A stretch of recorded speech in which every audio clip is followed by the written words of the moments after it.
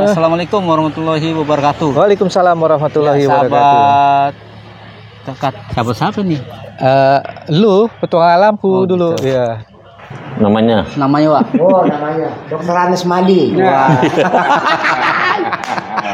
Oke, Dokter Anes. Ini karena kita pakai bubuk bukan kopi sunset. Mantap. Katanya kalau siapa tuh yang ada di YouTube? Kalau bukan kopi bubuk namanya bulan ngopi. Iya. Langkahku menuju kesempurnaan. Alam membuatku menjadi manusia.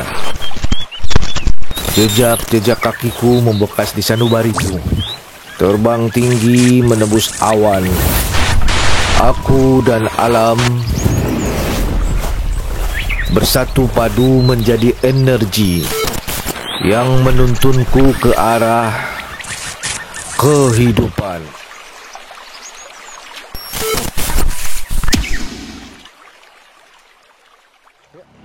Hari ini ada momen apa ini Bang Adi? Kita mau ke Bang Haji Awi, Bang. Oh, Bang Haji Awi. Iya. Oh, yang pengusaha palet itu?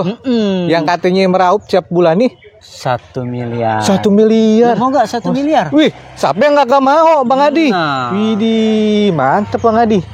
Sekarang kita sudah di posisi ke arah rumahnya atau gudangnya. Oh, gudangnya ya? Iya. Produksinya? Produksi. Oh. Apa sih sebutnya? Indihome ya? Indihome-nya ya. Indihome ya, kayak Indihome Bisa jadi penghasil. kayak gitu. Ya seperti itulah, sahabat-sahabat nih. Ya udah.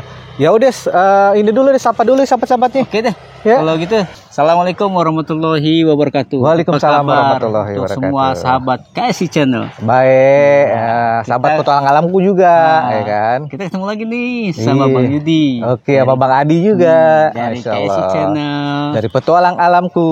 Kita kolaborasi dua. Iya, Bukan- kolaborasi.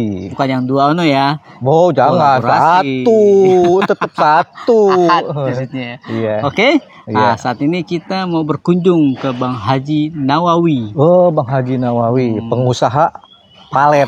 Masya Allah. Palet, tapi dia bukan palet doang, Bang. Iya. Dia ada furniturnya. Oh, dari tempat kayu palet tidur, itu jadi dikemas kemas, jadi diolah Oh, gitu. Dia ada Iya, bikin iya, lemari, iya. bupet, Oke, ya iya, kan? iya. Oh. Bikin tempat tidur. Oh, Pokoknya Masya yang apa sih namanya bahan bakunya itu ya kayu. Allah. Kayu ya, Tapi udah kayu di- palet. Udah dikemas rapi, semuanya pokoknya ajib deh. Iya. Nanti Udah kita korek-korek deh, Bang. Kayaknya emang toko inspirasi. betul. Anak Betawi lagi. Makanya di situ kita mencoba untuk edukasi Iya, Masya Allah. tentang Iya, iya. apa bahan bakunya adalah kayu. Tapi kalau kita cerita di sini Bang nggak seru, Bang. Nah, seru ya ke Iya kan? tempatnya, Nah. ya ke pabriknya. Kita temuan dulu sama Betul. Pak Haji Awi itu, sahabat-sahabat. Yaudah, kita ke sana ya, Ayo Bang. dah. Oke. Cakep Ya. kan pemandangannya? Wih, Oh, cakep. ayo, Ayo, let's jalan, go. aduh. Ya, Assalamualaikum warahmatullahi wabarakatuh. Waalaikumsalam warahmatullahi wabarakatuh. Ya, jumpa kembali dengan petualang alamku. Kali ini saya berada di kediaman rumah Bang Haji Nawawi, yaitu di daerah Pondok Rajek. Pondok Rajek. Yaitu kita sedang silaturahim tentang kelanjutan di mana waktu-waktu itu kita telah mereview Bang Haji di kebunnya Bang Agus tentang perjalanan hidup mungkin. Nah, kali ini kita bertanya tentang produksi pekerjaan Bang Haji atau yang dikerjakan atau yang dijualkan, yang tadinya jadi kayu menjadi palet dikembangkan menjadi lemari, bupet, furnitur atau tempat tidur. Nah, sepak terjangnya penjualan kemana, lalu apakah sudah ada vendornya atau apa, kita nanti bertanya lebih dalam sama Bang Hajinya. Betulan kita didampingi teman-temannya Bang Haji Nawawi, sekelas Warbeci mungkin ya, atau waktu di Ciracas. Mungkin nanti kita absen dulu ya. Sebelah kiri saya nih, Wak? Namanya Wak? Oh, namanya Dokter Anes Madi. Wah. Oke, Dokter Andes. Mantap nih. Oke. Yang sebelah kanan saya Bang Aming. Wah, ini Cing Aming kita, ketua di blog 10 Kelurahan Ciracas dari unsur Warbeci. Nah, sebelah kanannya Bang Aming, Bang Surya. Bang Surya dari blok 1. blok 1 berarti jalur apa? Ciracas. Ciracas ya. Gor. RW 1 Gor. Boker. Boker.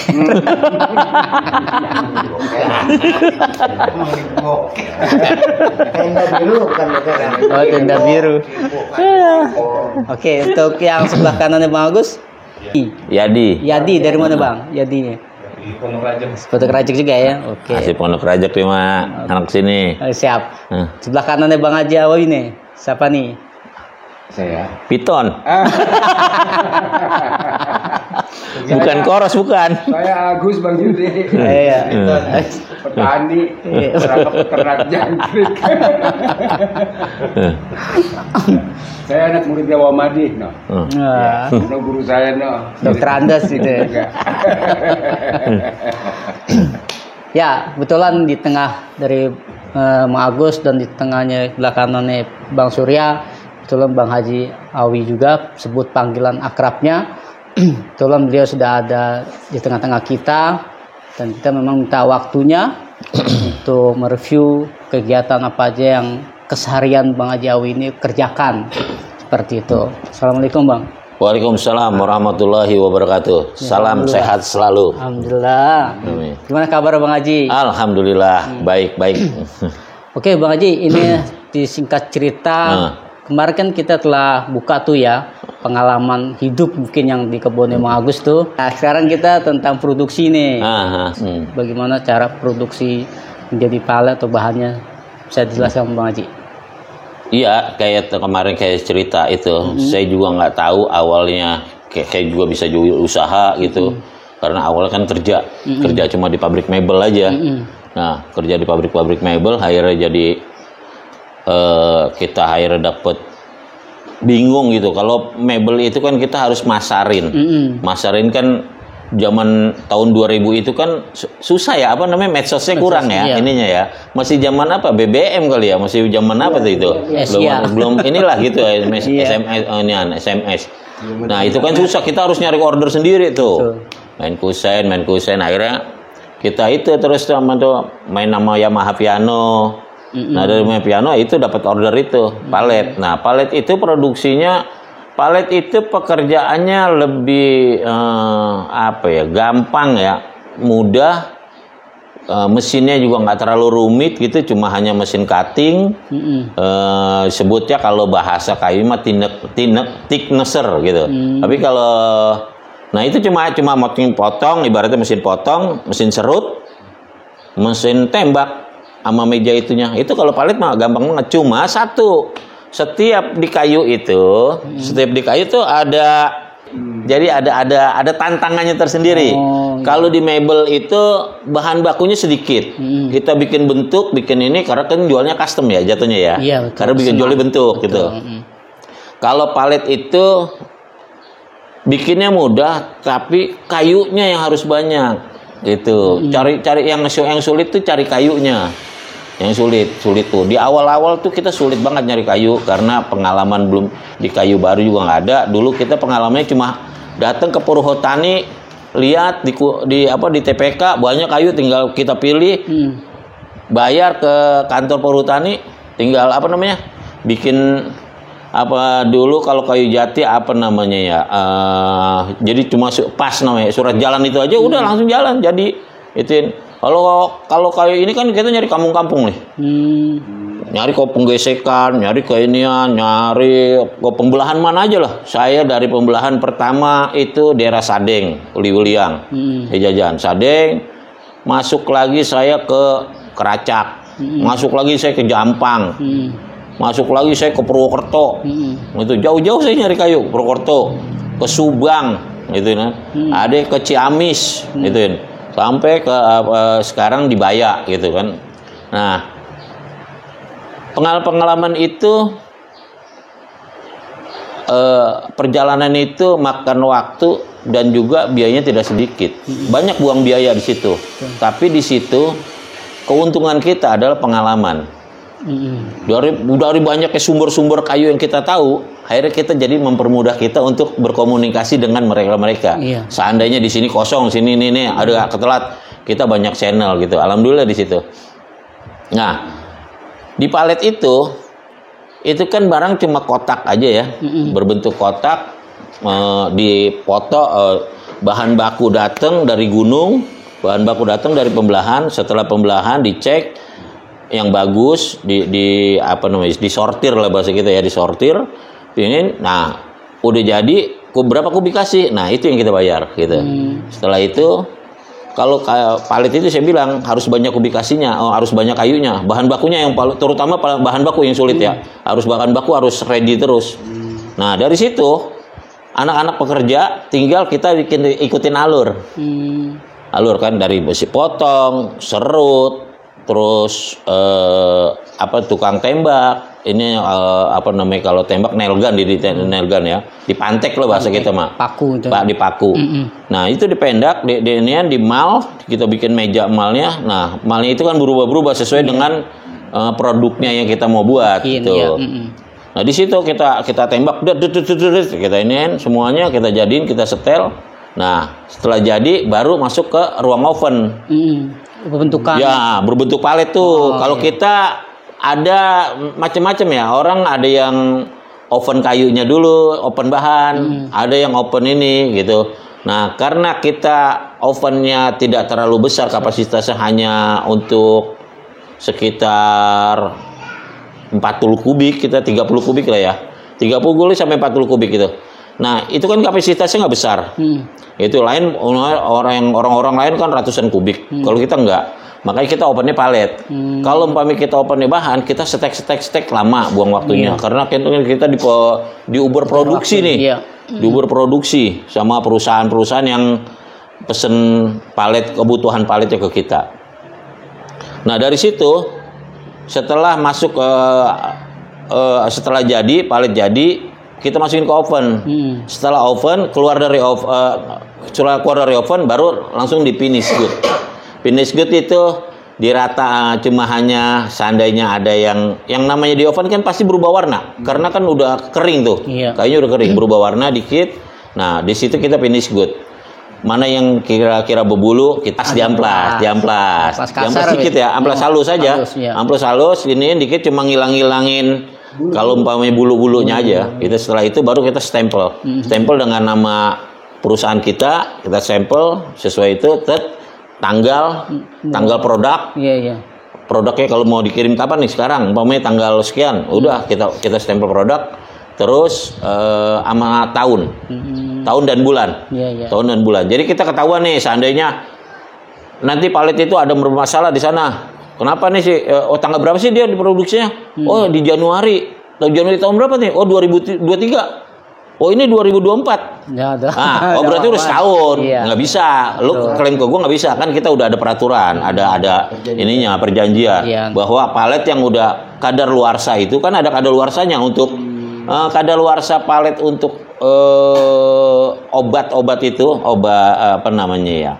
Buat ini kayak semacam pestisida itu, pembasmi hama kutu lah, penahan hama kutu itu cuma 21 hari. Selebihnya kita fumigasi ulang. Itu kalau dia mau pakai lagi ya. Kalau enggak nanti produknya takutnya ada masalah di sana. Karena kan kayu kampung itu, kayu palet itu kelemahannya dia bukan kayu tua. Dia kayu-kayu muda, kayu-kayu yang umur sekitar 5 sampai 10 tahun. Banyak kan. Kadang-kadang kayu cabang. Jadi pohon yang pohon kecapi atau pohon mahoni. Mahoni itu pohonnya besar. Yang besarnya itu diambil dari batang bawahnya itu sampai 3 sampai 4 meter buat kusen. Selebihnya kan itu kayu bonggol 10 cm, 20, 15 itu dibuat bahan palet. Ya kalau dibuang kayu bakar kan dia rugi. Tapi kan bahan palet masih ada ini. Nah, di situ. Jadi kita dari situ finish good, masukin ke ruang finish good, dari ruang finish good baru pengiriman. Itu aja sih alur-alurnya sih nggak terlalu rumit ya palet ya. Tuh lain sama mebel. Mobil prosesnya banyak banget kalau mebel. Ya dari bahan baku kita bentuk dulu, kita bikin pola, bikin apa namanya, kalau sekarang bikin pola bikin mal. Kalau nggak mal namanya bahasa itunya bikin jig gitu ya. Bikin dulu ini, wah itu kalau proses ini mebel tuh rumit, makanya dia harganya pasti lumayan. Bang Hadi. Ini Bang Hadi. Edi Mulyana. Bang Hadi, mohon maaf. Iya, Saya mau tanya silakan. nih. Nah. Nah, soal bahan bakunya itu kayunya sembarang apa kayu khusus tuh Bang Haji? Kalau untuk palet? Kalau untuk palet itu kayunya disebutnya racuk keras gitu, atau disebut kayu merahan. Kalau bahasa di palet ya, bahasa di pembelahan di gergajian itu disebutnya racuk. Jadi bukan bahan khusus kayu anu misalnya gitu, bukan? Iya khusus, dia kan gini, kayu racuk keras itu terdiri dari kayu mahoni, pohon buah kayak kecapi, terus duren, pohon nangka gitu. Nah itu termasuk pohon ini. Yang nggak boleh itu melinjo. Itu nggak boleh aja. Kayu kapuk, kayu jengkol, kayu pete, kayu apa lagi ya? Kayu karet. Itu ada banyak jenis-jenis yang ini, jenis-jenis ini. Kalau jinjing masih bisa masuk. Dia yang Jinjing. jelas kayu keras. Karena kalau kayu mangga, buah mangga, buah karet, pinus, itu kutu kumbangnya sama. Banyak kutu. Banyak kutu dia. Itu nggak boleh dia. Iya. Tapi kalau pinusnya atau karetnya di open, masuk kalau umpamanya di apa ya? Kalau di ini ya, dihilangin getahnya gitu apa sih ya, lupa bahasa itu. Jelas di open lah kayak Iya, kalau udah di open gitu, nah itu dia baru boleh. Bagus dia. Itu kayu karet bagus sama kayu pinus paling bagus dia gitu. Kayu keras gitu. Cuma kalau nggak di open dia nggak bisa. Dia harus ini. Masih tetap ada kutu dia kalau itu. Jadi kayak motif kutu ya. Nah iya. Kalau paletnya misalnya saya lihat kok ukurannya kecil-kecil ya. Itu untuk palet pabrik plastik. Jadi palet itu sebenarnya dibilang custom ya custom sesuai dengan kebutuhan permintaan. Tapi standar nasional itu 80 kali semeter 20, semeter kali semeter 20. Kalau untuk gentongnya semeter 10 kali semeter 10, semeter 20 kali semeter 20, semeter 15 kali semeter 15. Kalau untuk gentong itu untuk drum itu rata-rata persegi. Persegi dia kalau drum. Tapi kalau yang dus-dusan biasanya 80 kali semeter 20, semeter kali semeter 20. Kayak di Sente kan paletnya gede tuh, kayak gede. Gede. Dia kan custom lain tuh. Dia buat kain. Nah, buat kain lain lagi ntar tergantung kainnya panjangnya berapa nih. Ada yang semeter setengah. Itu ukurannya. Sesuai kebutuhan. Kalau di sini yang pabrik atas itu kita produksi untuk pabrik plastik. Nah, untuk pabrik plastik itu ukurannya cuma 53 kali semeter 31. Kecil. Kecil. Nah, kalau yang di sini produksi untuk pabrik kosmetik. Nah, ukurannya semeter kali semeter 20 standar ya. Itu standar. Itu semuanya palet atau ada tripleknya atau papan dong Bang Haji? Kalau untuk pabrik plastik itu ada tripleknya. Tripleknya bolong. Bolongnya itu diameter sekitar pokoknya 4 in. 4 in itu kan 10 cm lebarnya tuh. Itu buat kones. Buat tuanya ya. Iya kones. Kan dia nanti ada digulung tuh. Ada gulungannya gitu, gulung. Jadi mau pakai berapa ini nih dia? Berapa tingkat? 3 tingkat. Berarti kita siapin tripleknya 6 set. Iya, kiri kanan. Buat kones. Iya. Nanti digulung, baru diikat sama wrapping. Itu tali wrapping. Itu doang. Siapapun yang produksi, kalau di kayu itu masih tetap menguntungkan. Betul. Sampai sekarang kan kalau kayu kan nggak ada habisnya satu itu. Kedua kayu kan ada tingkat uniknya juga. Betul. Ada kreativitasnya, ada mau dimanain juga bisa. Nah itu jadi tetap pasar untuk kayu itu pasar untuk kayu itu masih terbuka luas lah gituin. Apalagi zaman sekarang kan ya, kalau kita nggak kreatif ya nggak makan, cuma ngopi doang. ngopi gak kagak nemu. Ya, kembali lagi di YouTube Petual Alamku bersama Bang Haji Nawawi, pengusaha milenial yaitu Betawi punya gaya. Oke, Bang Haji, Ya, siap. bicara tentang omsetnya nih, kita bisa jelaskan Bang Haji, silakan. Jadi gini, kalau omset itu dari awal kita sebenarnya nih, karena kita kerja itu bukan berdasarkan nyari omset. Gitu. Kita bekerja berdasarkan karena pertama saya memang bidangnya di kayu. Nah dari situ rasa cinta itu kebetulan ya kan nanti kan bidangnya bisa beda-beda tuh, lain-lain kan. Ada yang lari ke seni, ada yang kemana gitu kan. Nah kebetulan karena saya demen, saya hobi aja di kayu. Saya waktu itu nggak ada kepikiran usaha apa lagi ya. Udah yang gue bisa kreativitas gue ini cuma udah kita bikin kayu. Jadi dari dulu waktu masih dikit tuh kita produksi palet. Wah ada waktu lebih kita main mebel, kita buka-buka bikin mebel kecil kita jual-jual, bangku-bangku TK kita jual. Nah dari situ nanjak akhirnya palet itu karena produksinya hampir 10.000 palet, jadi kita nggak kepegang. Makanya kita pecah-pecah bidangnya. Anak saya yang pertama nerusin main palet, yang nomor 2 main interior, di mebelnya tetap jalan gitu. Nah terus adik saya juga saya suruh main palet gitu. Jadi kalau omset itu kalau namanya kerja yang penting rasa cinta dulu. Jangan nggak ada rasa cinta dulu. Kalau cinta nanti omset itu ngikutin. Kebetulan saya juga nggak nyangka. Saya pas cek, astagfirullahaladzim. Ini gue punya duit banyak amat ya.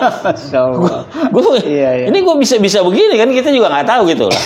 Alhamdulillah. Jadi satu palet itu kita jual untuk palet buat palet ekspor, namanya palet ESPM ya. Nah itu kan kita harus melalui baran karantina. Jadi kita harus ngikutin prosedur lah. Itu satu paletnya minimal 100.000. Jadi kalau 100.000 saya kebetulan sebulan ada 10.000 palet sebulan gitu. Jadi ini ada yang harganya 135, ada yang satu set itu 400.000. Nah, kurang lebih 380 berapa gitu, hampir 400.000. Tuh. Nah itu aja jadinya omsetnya alhamdulillah sekarang sih hampir 1 lebih dah ya. Sebulan. Karyawan berapa tuh Pak Haji? Kalau karyawan itu kita sekarang ini sekitar ada 40 sama admin 50 orang lah ya. 50 orang lebih. Itu dalam satu gudang atau pecah tuh? Pecah-pecah. Jadi satu gudang itu ada 5 paling banyak di sini 18, di sana ada 8 orang gitu. Karena kan palet gini. Kayak saya bilang produksinya kan alurnya dari bahan baku, pilih bahan baku, terus potong, itu batu yang turunin 2 orang buat bongkar muat lah ya, bongkar muat 2 orang, 1 orang buat motong, 2 orang buat nyerut, berarti kan 7 tuh. Betul. Nah, terus sama mantek 2 orang, kan jadi berapa? 9. Makanya idealnya itu satu produksi palet idealnya minimal 9. Gitu, 9 baru bisa berjalan normal. Tapi karyawannya mengikuti UMR atau proporsional ya gitu Bang Haji, atau ikut pemerintah atau gimana? Kalau sekarang kita ikut UMR setempat, jadi umpamanya Bogor kita ikut Bogor. Gitu. Edukasi buat ke masyarakat luas, khususnya buat pemuda-pemudi nih, biar menjadi semangat untuk berjiwa usaha ataupun di mana posisi mereka tetap semangat. Edukasi gimana? Kalau saya untuk anak-anak mudi sekarang, ya saya tetap dari awal ikutin hobi, salurkan hobi kamu. Hobi kamu di mana adanya. Jadi seperti itu aja, kreatif, karena tanpa kreativitas, kalau kita berdasarkan cinta, sesuatu itu akan menjadi indah. Gitu. Mantap. Gitu aja sahabat petualamku dimanapun Anda berada. Sekarang kita telah mendengarkan edukasi mungkin cara pembuatan sampai omset Bang Haji Awi ini sekian, dan dia pun tidak mengejar omset ya sebenarnya, kekeluargaan. Jadi diajarkan pada sahabat atau para karyawannya, dianggaplah keluarganya ya. Dianggap keluarganya bukan karyawan atau apalah itu, jangan ada jenjang terpisah gitu. Kita sudahi dulu. Kopi pahit jangan diminum. Kami pamit. Assalamualaikum. Beres.